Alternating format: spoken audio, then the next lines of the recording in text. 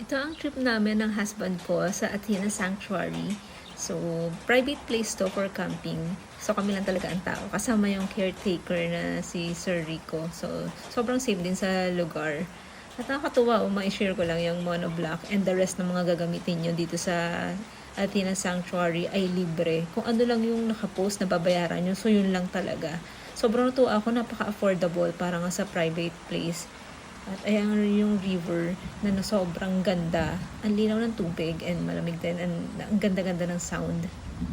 And ito yung restroom and yung lutuan. And yung katabi yung tent place. Kung pwede kayo mag-tent pitching. And then yung mga yung family hat and then couple hat. And then yung car namin na nakapasok na naman. Yan, ang napaka-friendly na si Ilaw. So, ito yung time na nagtampisaw ako sa ilog. Sobrang relaxing talaga. Yung sound pa lang, grabe. Marerelax na talaga kayo. And napapalibutan kayo ng napakaraming puno. So, ang ganda-ganda rin talaga sa mata. Very relaxing.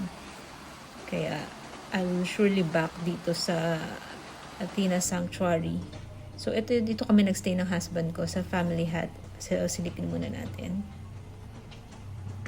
So, malinis talaga ang place. Everything talaga malinis. And ito nakakatawa, nakascreen din yung bintana nitong family hut.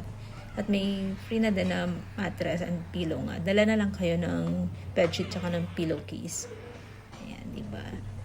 Ang ganda-ganda talaga ng place. At na-solo nyo, so hindi nyo po problema yung pumila sa CR. Diba? Yung mga ganong problema sa mga hindi private place nga ng camping site. So, ayan yung lutuan. No? Libre na rin yung panggatong. Saan pa tayo, diba? Grabe, punta na rin kayo talaga dito sa Athena Sanctuary. Ito, pakinggan muna natin yung ilog.